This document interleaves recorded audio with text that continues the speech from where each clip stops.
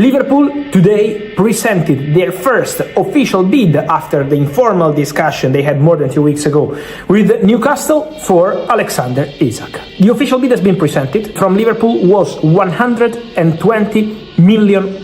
This is what Liverpool offered for Alexander Isak, according to my sources, also with the possibility to include add-ons as part of the package. The answer from Newcastle to this proposal was no. Full stop. So, Liverpool opening bid for Alexander Isak worth £120 million package plus add-ons. Newcastle reject the bid as they don't want to open doors, at least until finding a replacement. However, that's not guaranteed at this stage. Isak insists with Newcastle on his clear desire to join Liverpool. And look, as a United fan, I could look at this and go, I don't want Isak to go to Liverpool. Who does, apart from Liverpool fans? If Newcastle got Sesko, maybe Isak goes to Liverpool. So, look, we're not going for Sesko as United fans because we want Isak not to go to Liverpool. We want Sesko. So, Newcastle have had problems all summer. João Pedro, Delap, Mbeumo, Ekitike, Isak. They have tried to buy players or multiple players. They still want Wizza. So I understand Newcastle's position on this one, but I also understand Liverpool's position because Liverpool want to get their season up and running. They want to get a player of this importance in. They've got difficult games at the start of the season, so they have an urgency as well. But sometimes you've just got to have a little bit of patience. Liverpool won the Premier League and they've just conducted their best ever transfer window in their history. I mean, who wins the Premier League and then goes and has the best ever transfer record in their history? I mean, I'm not a Liverpool fan. Maybe you can tell me a better one, but that's without Isak. It's been an incredible window, and that's what football is now. Isak only wants Liverpool. Why Isak? Man like Craig Hope, reporter for Newcastle. He should be called Craig No Hope because he is bringing out news after news that doesn't fill anyone with hope. Honestly, Craig, man, change your name, bro, because this season you give Newcastle no hope. Always bad news. Newcastle in a strong position. They were adamant. They felt like they were on it. They felt like, you know, that this is our player. What are you talking about? We're not holding back now. This is absolutely disgusting, bro. Ah, man, it's just, you know, people will say, oh, why are you bothered? Why are you bothered? You're not rivals. Well, hold on a minute. I keep telling you, lot, man. No one wants to see Liverpool do well. I would never, ever in a million years want Liverpool to do well. Are you mad? Any United fan that wants Liverpool to do well, are you dumb, fam? Oh, Liverpool. Nah, bro, bun them, man. Hope they fail. People twerking, breaking their backs for Alexander Isak on the timeline.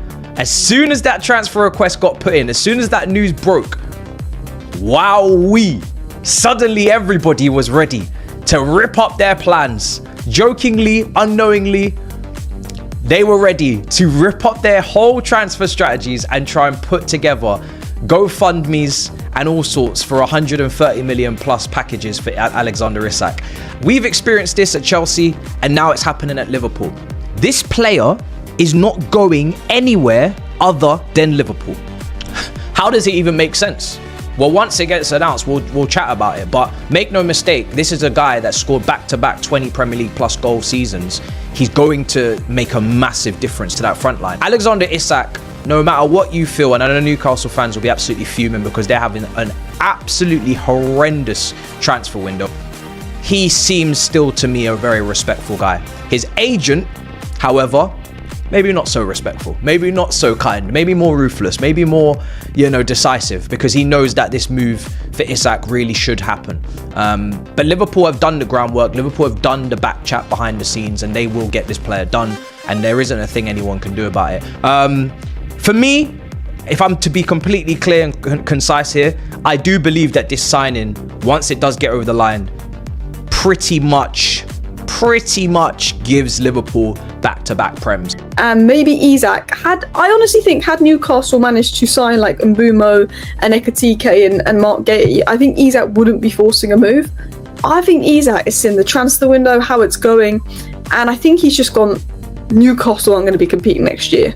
I think if Newcastle had a good window, they could close the gap, but they're not having a good window. But Liverpool have opened official talks with Newcastle for Alexander Isak. An opening bid has been sent. Newcastle rejected this bid, but the player made clear his preference to join Liverpool, and there's no talks over a new deal so far. We know the bid that was sent was a £120 million package plus add-ons, which I think is a good bid, but I think when Newcastle really don't want to sell, they are going to be asking for near £150 million. I've seen a few Newcastle fans seeing this news and celebrating. I've seen a few Liverpool fans seeing this news and getting annoyed. This is classic negotiations. And do you know why Liverpool are doing that? Because Isak is forcing the move. He doesn't want to be at Newcastle. He's going to probably refuse to play. He's going to refuse to train. Liverpool are trying to basically put Newcastle in a position where if Isak's still playing up come end of August, they kind of want Liverpool to buy him. But when a player is forcing a move, Newcastle have got two options. They've got to hope that one, they give Alexander Isak a big new contract, or they have to lower the Isak fee and Liverpool can swoop him.